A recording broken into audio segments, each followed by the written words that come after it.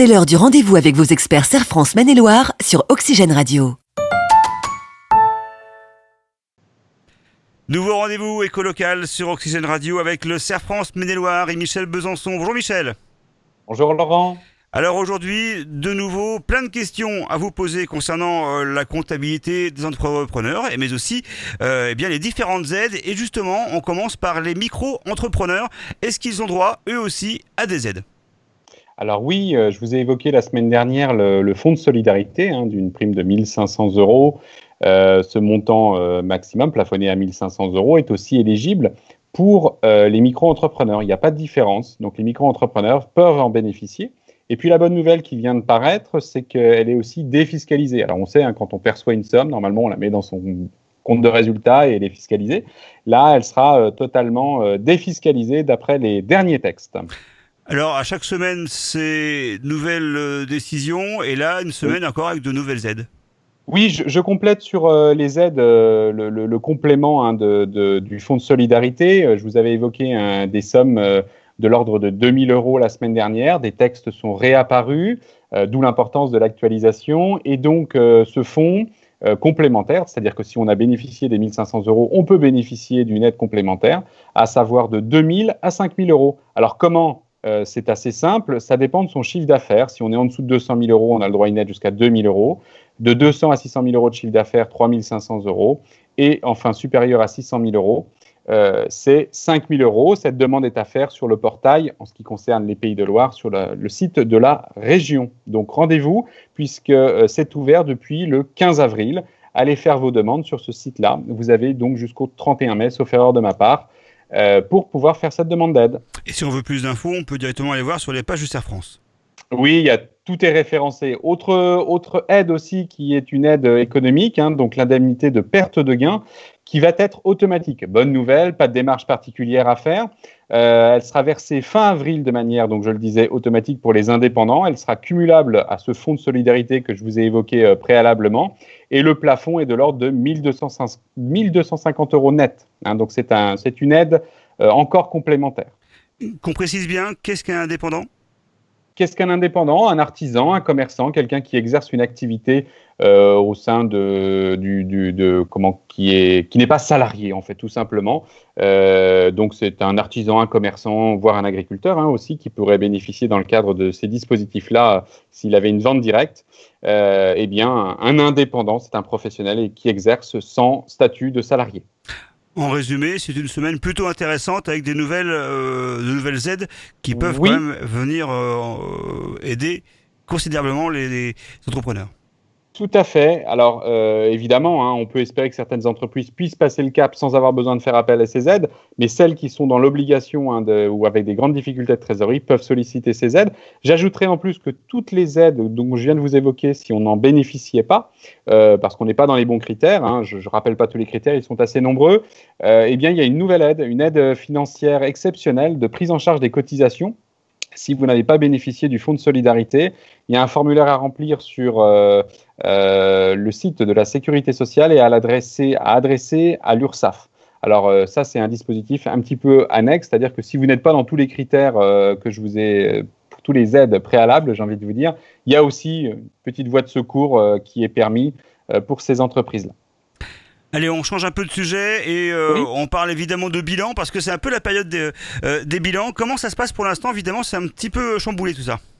Oui, alors là, je vais faire un petit retour d'expérience. La mise en place, on va dire, du télétravail et de la nouvelle organisation, effectivement, organise ou structure les cabinets de manière différente. En ce qui nous concerne, on n'a quasiment aucun retard par rapport à la production. Donc, nos productions de compta sont quasiment identiques à N-1. Donc ça, c'est ce qui se passe chez Serre France et j'imagine probablement dans beaucoup de cabinets. Cependant, on va avoir des lenteurs de remise de bilan. Et donc, il faut avoir trois réflexes. La première, c'est que votre assemblée générale, elle doit normalement se réaliser dans un délai de 6 mois. Les textes ont permis de pouvoir réaliser ces assemblées générales, non pas dans un délai de 6 mois, mais de 9 mois. Donc, on décale de 3 mois. Ça permettra de réaliser les AG un peu plus tardivement. Et puis, il y a des délais fiscaux, qui sont les liasses fiscales, les soldes IS, la CVAE. Tous ces délais-là, qui sont souvent autour du mois de début mai, ont été reportés au 30 juin. Donc, ça veut dire que si votre liasse fiscale de votre cabinet comptable n'est pas encore arrivée au 5 mai, ce n'est pas grave, le délai est supplémentaire. En revanche, il y a un point, et l'Ordre des experts comptables demande à l'État, en l'occurrence, d'avoir une évolution, c'est sur la TVA. Alors, c'est un sujet particulier, la TVA, mais toujours un délai du 5 mai aujourd'hui sur les liquidations de TVA. Un point qui a quand même...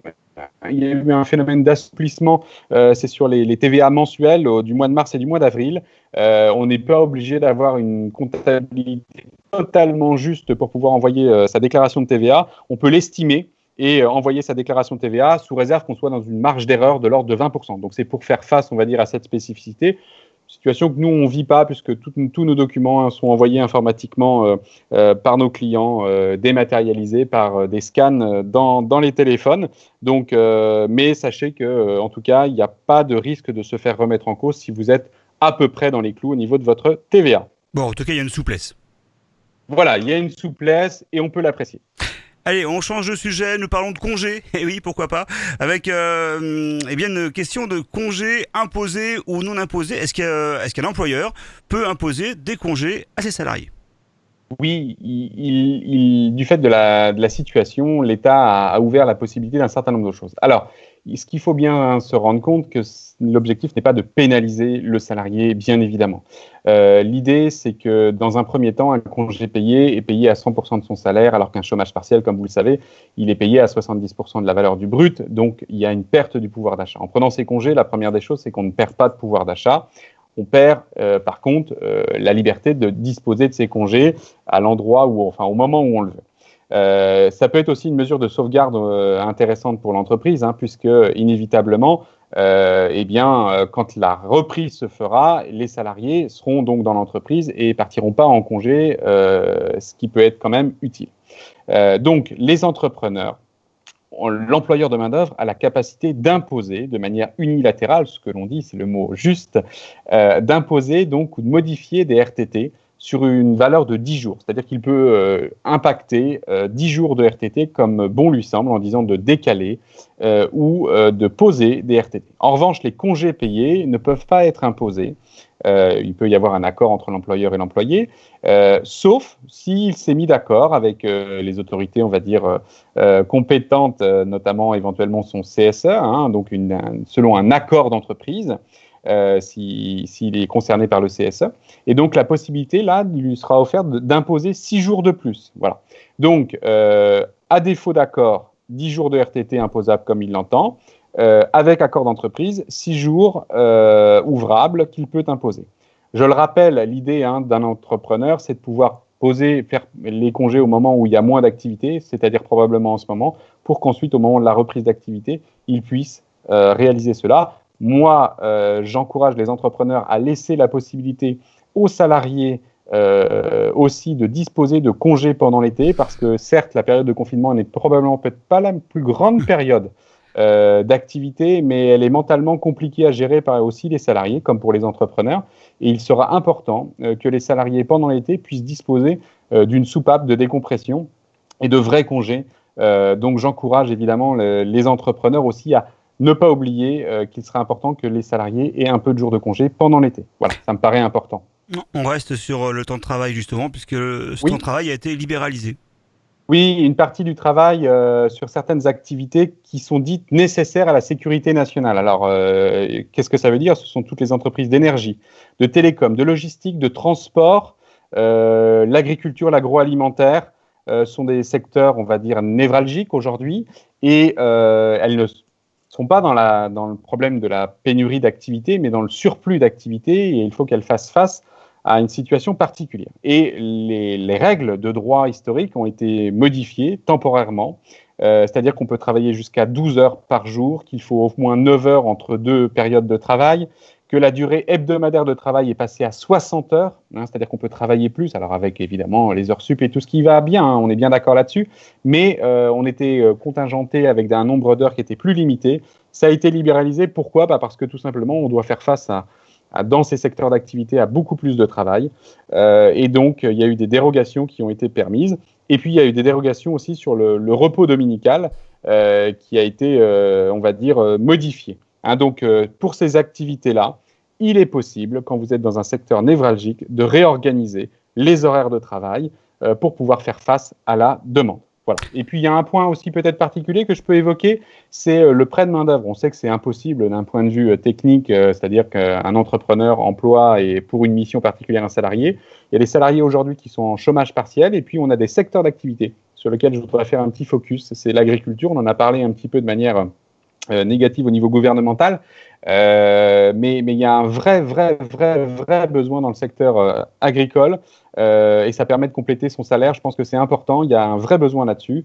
Donc le prêt de main-d'œuvre est évidemment autorisé selon des conditions spécifiques, mais sachez que c'est possible. Voilà, donc utilisez ce dispositif-là aussi. Allez, pour conclure, vous avez des bonnes nouvelles. Alors, des bonnes nouvelles, peut-être aussi des réflexes de... Ah oui, voilà. évidemment, ça y est, j'ai oublié un chapitre. C'est pas grave. Et pourtant, il est marqué là. Bon, alors oui, les gestes barrières. Après, on pensera aux bonnes nouvelles. Parlons des gestes barrières. C'est important, ces gestes barrières, pour la reprise de l'entreprise. Oui, il y a plusieurs points qui sont importants pour un employeur de main-d'œuvre qui sont à se poser. On a parlé de l'évolution des horaires de travail. Aujourd'hui, vous pouvez d'ores et déjà réfléchir à l'organisation. Sécurisez-vous juridiquement par rapport à cela. Il y aura peut-être des équipes qui se mettront en œuvre au moment du déconfinement. Voilà. Deuxième chose, il y a des aspects qui concernent votre CSE. Vous êtes peut-être une entreprise de plus de 10 salariés, vous n'aviez pas encore fait l'élection, vous avez demandé l'activité partielle. Pensez à faire l'élection de votre CSE parce que vous allez devoir, dans un délai de 2 mois, envoyer les éléments à l'ASP. Qu'est-ce qu'on peut dire en termes de gestes barrières aussi qui paraît important? Votre DURP, votre document unique d'évaluation des risques professionnels, qui est un document obligatoire à compter du moment où vous avez un salarié. Là, faut tout revoir. Oui. Là, faut tout revoir. Faut tout revoir. Oui, pour faire simple, faut tout revoir parce que, évidemment, vous avez changé votre organisation de points de vente. Vous avez organisé un certain nombre de choses concernant les salariés avec l'hygiène qui va bien et tout. Et comme le document unique d'évaluation des risques professionnels est le reflet, on va dire, de la sécurité que vous mettez en œuvre dans vos entreprises, eh bien, évidemment, il faut le revoir. J'ai envie de dire, c'est un vrai bon moyen de retravailler. Voyez avec vos salariés les nouvelles règles d'hygiène, c'est essentiel aujourd'hui. Si vos salariés ne sont pas encore présents sur la chaîne de production ou sur l'activité de vente, il est important que vous le voyiez en amont pour pouvoir bien l'organiser, le présenter, l'écrire et donc le mettre en œuvre une fois que ça sera possible à la réouverture. Voilà, donc vous avez peut-être des temps en ce moment qui sont permis. Si vous êtes déjà en activité, mettez à jour. Si vous allez être en activité, pensez à le faire en amont, ça vous fera gagner du temps pour la suite. Donc voilà, il y a plusieurs gestes qui sont importants selon nous. Vous retrouvez ça là aussi sur notre site. On met à disposition les petits réflexes des employeurs de main-d'œuvre pour que justement, ils pensent à cela. Allez, justement, on passe aux bonnes nouvelles. Oui, on passe aux bonnes nouvelles, Laurent, parce que c'est important aussi, les bonnes nouvelles. On avait parlé du prêt à garantie État, vous savez, où certaines banques pouvaient refuser. Alors, je vous ai dit, effectivement, c'est la banque qui refuse. Ce qu'il faut bien mettre en lumière, c'est que 95% des demandes de prêt aujourd'hui sont accordées. Hein, c'est pas moi qui le dis, c'est le ministre de l'économie, donc on peut quand même souligner ça, et effectivement, il reste 5%. Et peut-être que c'est expliqué, je vous avais dit, il est important de préparer son dossier. Donc, la bonne nouvelle, c'est qu'il y a quand même 95% des prêts qui sont accordés, et je pense qu'aujourd'hui, peut-être que pas assez d'entreprises font appel à ce dispositif-là. Je les encourage à bien préparer, parce que les conséquences économiques vont durer sur plusieurs mois. Autre bonne nouvelle, c'est aussi un point important, c'est la prime qui a été accordée par l'État au niveau des soignants. C'est beau de les applaudir tous les soirs à 20h et bravo à tous, ça c'est super, mais aussi la récompense financière fait partie des choses qui peuvent aussi permettre de valoriser le travail qui est fait. Et puis je ferai un petit laïus sur le budget, parce qu'on a vite fait aussi de critiquer la situation, on va dire, parce qu'une gestion de crise, c'est pas toujours simple et que les aspects gouvernementaux, voilà, c'est pas simple non plus pour eux. Il y a une vraie mobilisation financière qui est mise à disposition. Il y a une nouvelle loi qui a été votée, sauf erreur de ma part, vendredi. Sur le financement, une loi rectificative du financement de l'État, 20 milliards ont été mis pour la recapitalisation des entreprises. On sait qu'il y a des entreprises qui vont être fragiles, donc il y a 20 milliards qui ont été mis sur la table. Il y a 24 milliards qui ont été mis sur la table sur le chômage partiel. C'est pour préserver les emplois des salariés et éviter des licenciements. Il y a 7 milliards qui ont été mis dans le fonds de solidarité. On était parti sur 1 milliard, nous voulons arriver sur 7 milliards. Le fonds de solidarité, c'est les primes de 1 500 euros, 2 000, 3 500 que je vous ai évoqués en tout début d'interview. Et donc, on a multiplié par 7 cet effort-là. Bref, il y a une mobilisation effectivement importante. Alors, ça va entraîner effectivement le remboursement à terme, mais aujourd'hui, les sommes d'argent sont mises à disposition. Voilà, c'était pour vous dire qu'il y avait aussi des bonnes nouvelles et des responsabilisations qui avaient été prises sur ce sujet-là. Et justement, tiens, un avis perso, vous le sentez comment ce retour et cette reprise de l'activité ? Alors, cette reprise d'activité, elle va être, je ne crois pas au 11 mai. Le 11 mai est une date que tout le monde a entendue, évidemment, lors de l'allocation présidentielle. C'est pour donner un point positif, c'est-à-dire donner un espoir. Et il va y avoir des choses qui vont se passer avant, il y a des choses qui vont reprendre, il y a des activités dans le bâtiment, il y a des activités aujourd'hui qui sont en train de s'organiser pour réouvrir, puisque les entreprises n'ont pas été fermées, sauf certaines activités, restauration, événementielle ou autres. Donc ça y est, on sait qu'on peut reprendre l'activité, c'est important. Le 11 mai va sûrement poser la question de la scolarité ou autre, mais les entreprises vont pouvoir commencer avant et certaines vont reprendre après. Je crois c'est surtout que chaque entrepreneur, et s'il est entrepreneur, c'est peut-être aussi pour ça qu'il devra aussi réfléchir à l'organisation qui est propre à son entreprise. Et là, ce qui est important, c'est qu'il peut d'ores et déjà organiser les choses, sous réserve qu'il ne soit pas frappé d'une interdiction d'ouverture, mais toutes les entreprises peuvent ouvrir. Alors après, il va falloir organiser en considérant que le virus fait partie de la vie quotidienne et qu'il va falloir mettre en place tous les systèmes de distanciation, d'hygiène, de sécurité qui sont nécessaires, et afin de conserver, on va dire, la sécurité de ses salariés et de ses clients. Et donc aujourd'hui, j'ai envie de dire, on peut relancer beaucoup de choses sans avoir besoin d'attendre le 11 mai. On peut relancer beaucoup de choses, on va dire, qui permettront de maintenir l'activité. Il y a des vraies actions qui sont en train de se mener au niveau de ces moyens de distribution, de ces moyens de production. Je vois ça fourmille de partout dans les entreprises, les idées, ça fuse. Chacun doit pouvoir imaginer cela au niveau de son entreprise, si cela évidemment est possible. Donc je suis vraiment plutôt positif sur l'énergie des entrepreneurs à trouver des solutions. Et un message qu'on va rappeler une nouvelle fois, c'est le fameux consommer local. Oui, le consommer local, on en a parlé la dernière fois. L'occasion de remercier, je crois, toute la profession agricole. Nous avons le plaisir d'accompagner en grande majorité sur le département du Maine-et-Loire et en général sur le territoire national au niveau du réseau Serre France. On ne peut être fier de l'autonomie, on va dire, agricole qui permet d'assurer notre indépendance, qui est transportée par la partie logistique, et les transporteurs peuvent être remerciés pour tout le travail qu'ils font. Je pense que c'est important, et le consommer local, c'est ça, c'est ce qui va permettre, on va dire, de renforcer le lien entre nos producteurs locaux et les consommateurs locaux, sans qu'un produit fasse le tour de la France ou le tour du monde.